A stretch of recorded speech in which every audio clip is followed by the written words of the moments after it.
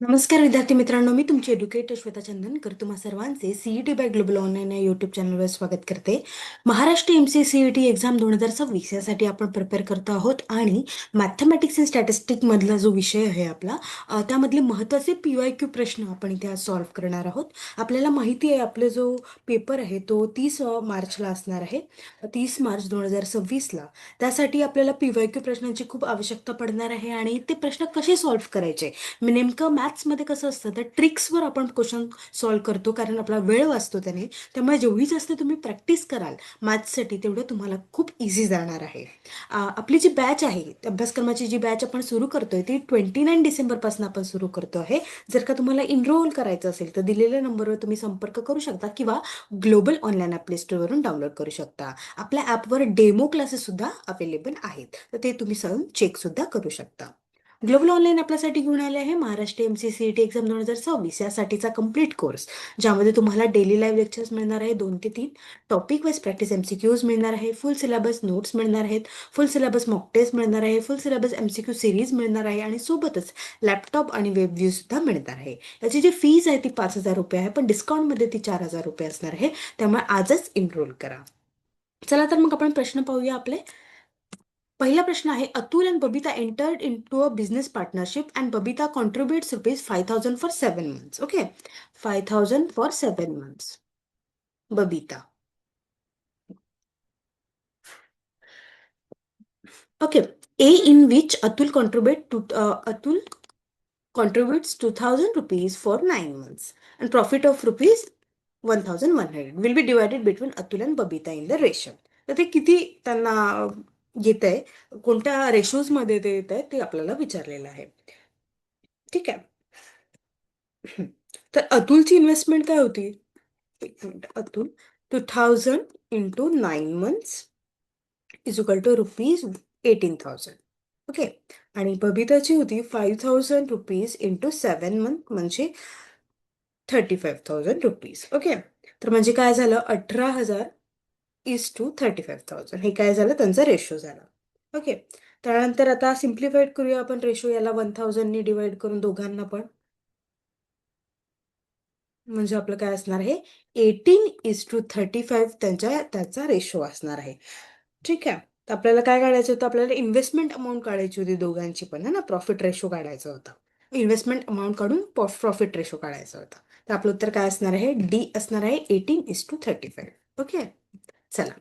If 3:21 आपल्याला एक हे दिलेलं आहे आणि एक्स किती आहे ते आपल्याला विचारलेलं आहे.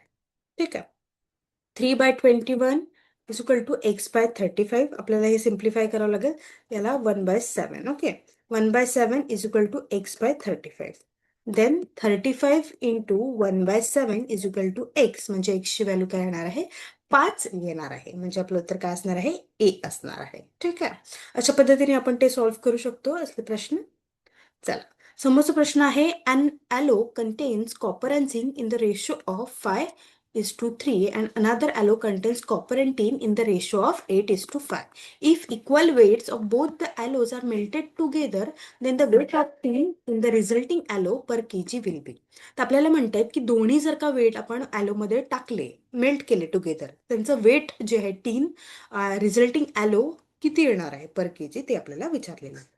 ठीक आहे. तर आधी for the first alloy copper and झिंकचं त्यांनी दिलेलं आहे 5:3. ठीक आहे. 5 + 3 8.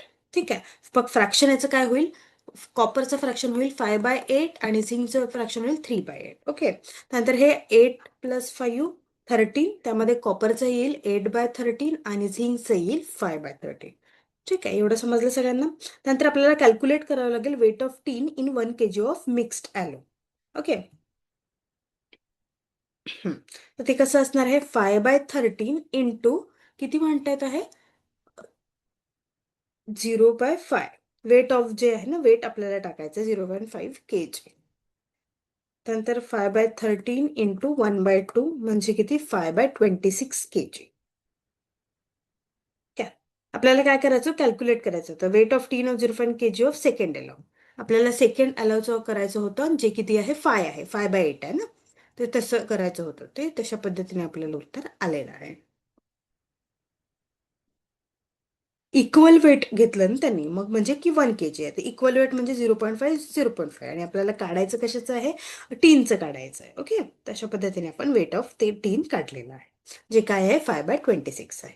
तर कोणी कन्फ्यूज होऊ नका, आपल्याला 1 kgचं हे करायचं होतं ॲलोचं.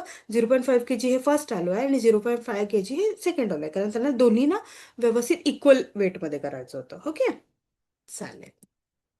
त्यानंतर if a man travel at a 30 km/h, then he reaches his destination late by 10 minutes. If he travels at a 42 km/h, then he reaches 10 minutes earlier. Therefore, the distance traveled by him is.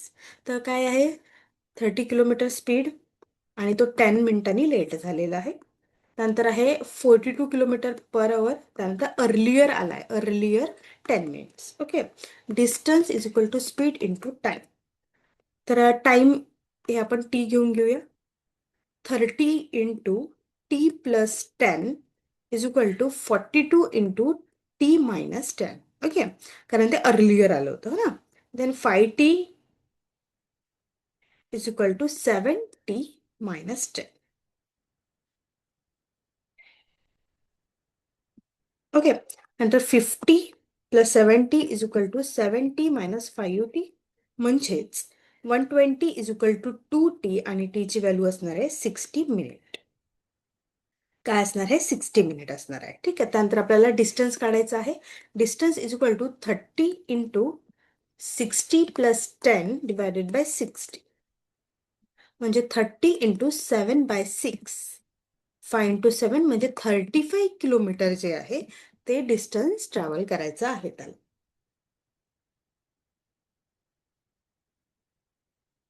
ठीक आहे, T आपल्याकडे आलं होतं 60 minute आणि त्याच्यानुसारच आपण उत्तर काढलेलं आहे.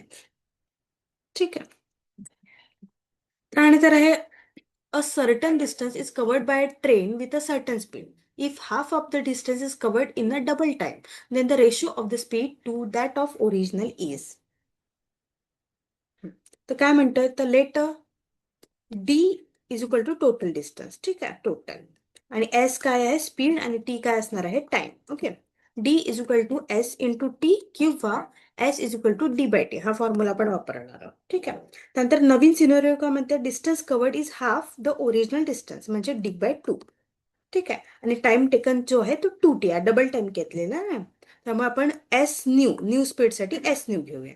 Okay, then d/2 is equal to S new into 2t.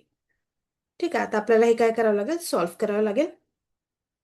S new is equal to d divide by 2 into 2t is equal to d/4t. Okay, आणि आता आपल्याला काय करायचं, नवीन स्पीडचं ओरिजिनल स्पीड आपल्याला काढायची आहे. S new is equal divide by s d/4t d/t, म्हणजे काय असणार आहे, d/4t into t/d is equal to 1/4.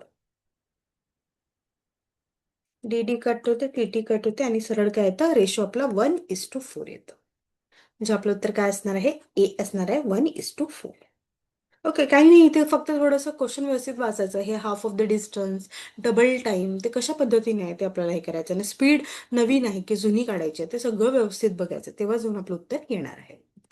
त्यानंतर समोरचा प्रश्न आहे, a train running between 2 stations A and B arrives at the its destination 10 minutes late when its speed is 50 km/h and 50 minutes late when its speed is 30 km/h. So what is the distance between station A and B?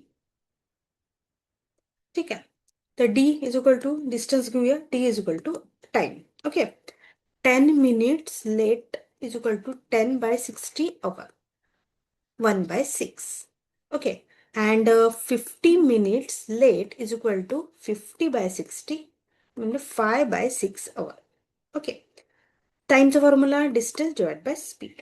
Actual time t1 is equal to t plus 1/6 is equal to d/50. t2 is equal to t plus 5/6 is equal to d/30. Kilometre आपण जे speed होतं ते सांगितलेलं आहे. Okay, आता आपल्याला solve करायचं आहे सगळं.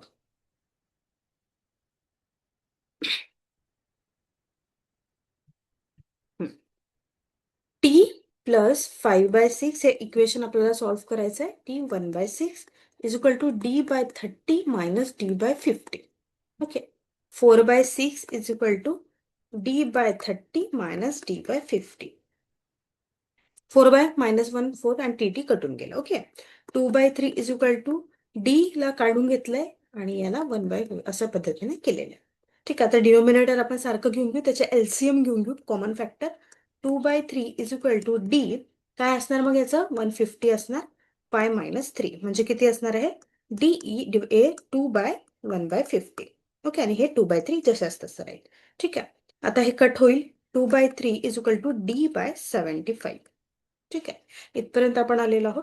त्यानंतर डी ची व्हॅल्यू आता आपल्याला काढायची आहे 2 × 75/3 म्हणजे सरळच आपली व्हॅल्यू निघणार आहे किती d is equal to 50 kilometre निघणार आहे.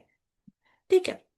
इथे काहीच केलेलं नाही. आपण जे हे इक्वेशन काढलंय त्याला फक्त सॉल्व्ह केलेलं आहे, बाकी काहीही केलेलं नाही. आणि d is equal to 50 kilometres आपल्याला आहे, म्हणजे ए आणि बी च्या मध्ये जो डिस्टन्स आहे तो 50 किलोमीटरचा आहे. ठीक आहे. त्यामुळे आपलं उत्तर काय असणार आहे बी असणार आहे. ओके. अशा प्रकारे आपण काही महत्वाचे प्रश्न आपण आज इथे पाहिलेले आहे. पीवायक्यू प्रश्न कसे सॉल्व्ह करायचे किंवा ट्रिक्स जे आहे ते आपण इथे पाहिलेले आहे. ते एकंदरीत मी ट्रेन आणि ॲलो अशा पद्धतीचे प्रश्न घेतलेले आहे जे तुम्हाला अभ्यासाला नक्कीच मदत होईल. येत्या 29 डिसेंबरपासून आपण नवीन बॅच सुरू करतोय. जर का तुम्हाला एनरोल करायचं असेल तर दिलेल्या नंबरवर तुम्ही संपर्क करू शकता किंवा ग्लोबल ऑनलाईन अभ्यास टूरवरून डाउनलोड करू शकता. खूप खूप धन्यवाद.